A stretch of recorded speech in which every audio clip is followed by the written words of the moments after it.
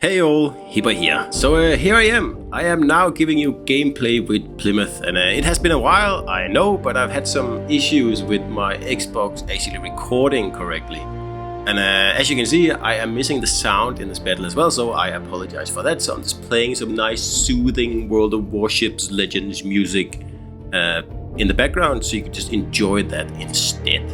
Yeah, here we go. Plymouth for all of you. Don't forget to subscribe, like, share and comment on the video if you have anything to say. I read them all, so don't hold back. So this build is not an agile build. That's on purpose. I don't want to start out with an agile build because I don't think it's the right build for the ship. Instead, I'm going to show you this turret build here, which is, well, it's a super boring build, but it does give you better results with Plymouth, in my opinion. It's a build where you can just come home from work, you know, sit down, play a battle in Plymouth, and get a high caliber Confederate and a Kraken, like just exactly what I did in this game here. I played one battle, and I really haven't played this ship here a lot. It's not really my thing. I think the armor is too thin, and I much prefer Edinburgh. And that's not to say it's a bad ship at all. It's just not my cup of tea. So you see turret here with the smoke-a-thon, legendary skill. That's, you know, what you need, because it allows you to keep your smokes going just on and on and on. You see we have 3 repair parties here, sonar, and then just have a look at the smokes here. We have 4 of them, and they last 122 seconds, but they reload in 120 seconds. Meaning that you have a tiny window of 2 seconds where you can fire off the next smoke and just be perma-smoked up for a little bit over 8 minutes. And I think that should be enough for most people. So, I mean, this is a silly build, really. And it's a silly ship in general. It's I think it's way too powerful for a tier 7. This should have been a tier 8. I don't know why it's at tier 7, but anyway, let's get into the battle then, guys. And like I said, this is not an agile build. I'm saving that for later. So the reason why I said this build is a boring build is because that's exactly what it is.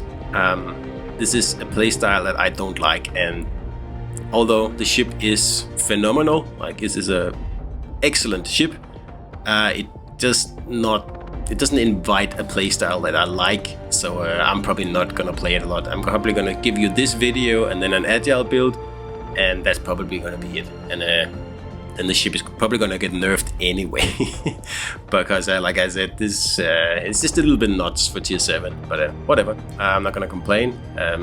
It is, you know, it is very soft, and a good battleship salvo can remove it in one shot, pretty much. So just like Minotaur. I mean, it's balanced, but that doesn't mean that it's not powerful, right? So anyway, I'm using my smokes here, and as you can see, I'm just sitting in one spot. The only radar cruiser in this game is the Ochakov, so we're just gonna keep him at bay. If I can do that, then I can just sit here in my smoke for 8 minutes and cut my toenails and, you know, make a nice whiskey sour, maybe. Yeah. I don't know, I don't know if I have any ice actually. But my point is that you hardly have to be engaged in the game playing like this. It's very similar to sitting behind a rock and just setting fires on battleships while a DD is spotting for you. It's excruciatingly boring, and just not my thing. Now, a typical battle in Edinburgh for me is, you know, straight into the cap, torp a battleship, you know, waste the destroyer with the wonderful AP, and then, you know, radar some, sonar some, either flank or retreat or whatever. Like this, there's so much going on, and it's so much fun. And this is pretty much a standard Plymouth battle, this one here. Like, you hardly move. And, I mean, it makes sense in this ship here because, like, if you can keep yourself unspotted, that's what you want to do in this ship, and then just pump out the damage. And yeah, that's pretty much all there is to it. So it's really nothing new. It's the same gimmick, whatever you want to call it, that any cruiser has. And yeah, not much to say about it really. As you saw, I just turned on my second smoke there because my first 2-minute smoke ran out.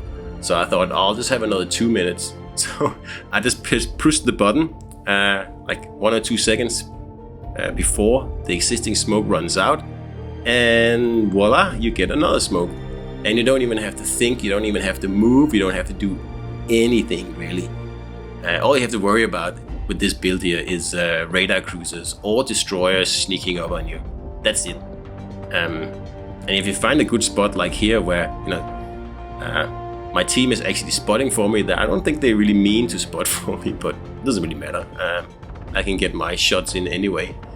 So anyway, the ship has 16 rifles, and it's shooting Edinburgh AP. It's not shooting Belfast AP, so meaning that it's very, very nasty AP. It's AP that's capable of one-shotting destroyers if they're broadside, and it's very, very satisfying. And it does give you more damage than Edinburgh does, but I don't think it's that crazy really.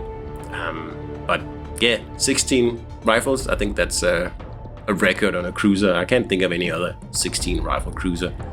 And you have a 7-second reload. I believe I have around 7 seconds on this build here.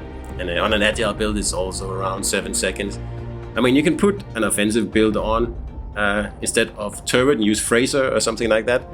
You will lose out on the smoke gimmick here, but you will up a little bit in your offensive output. I don't think you really need that though. I mean, like I said, this ship here is certainly no slouch in that area. So that's why I go for the whole smoke shebang, because it just makes more sense, I think.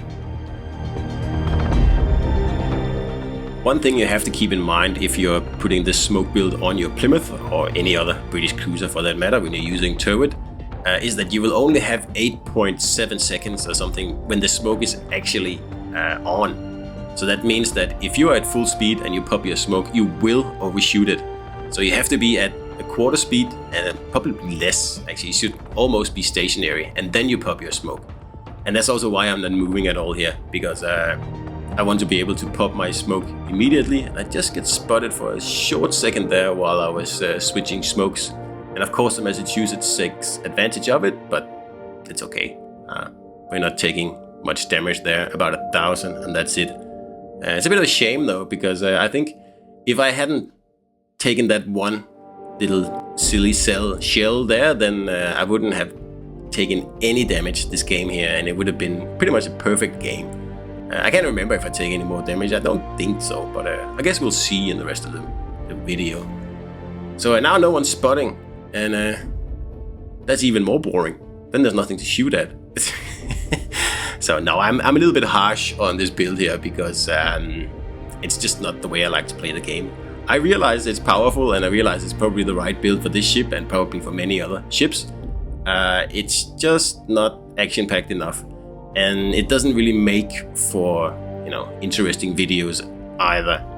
I don't know about you, but I get pretty sleepy watching AT spammers from behind an island for 15 minutes. I would much prefer to see a little bit more action-packed gameplay, and now I was like, oh, do I have to move now?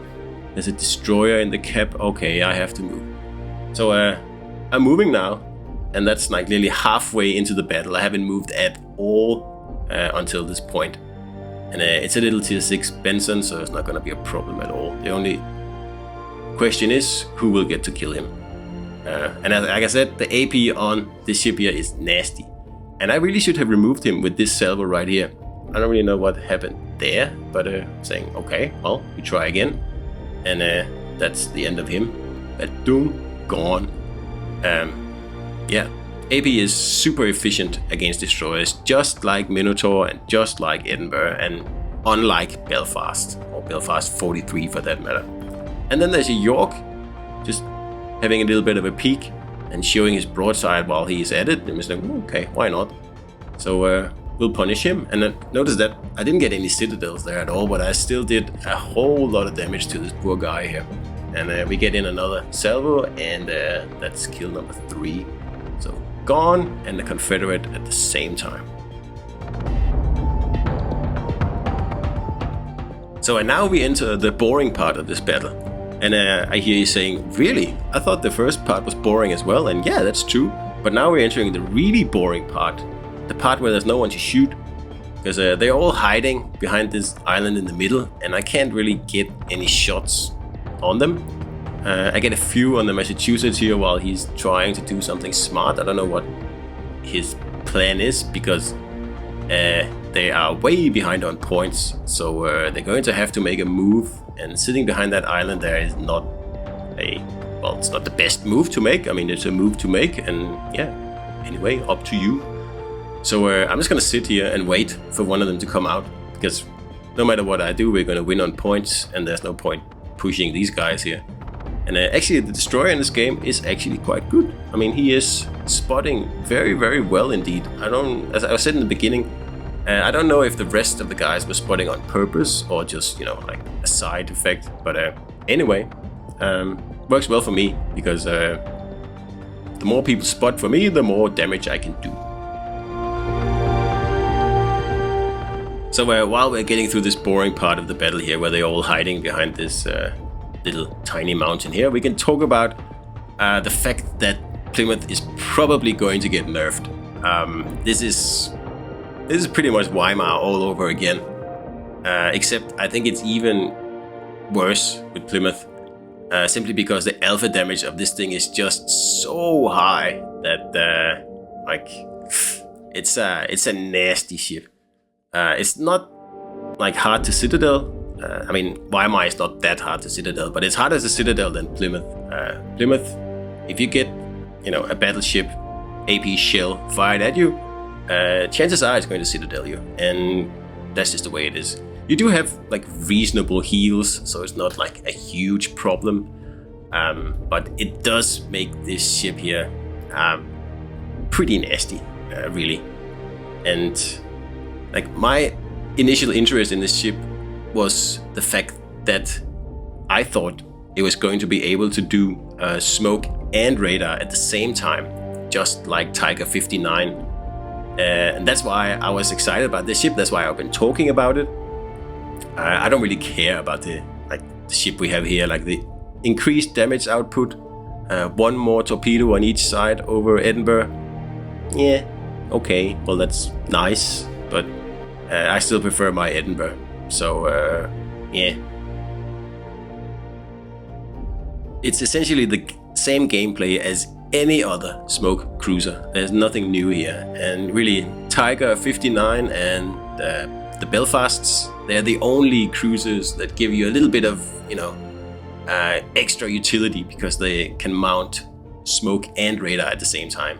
And of course, they're super squishy, so you have to adjust your playstyle for that, just like you have to adjust it in Plymouth.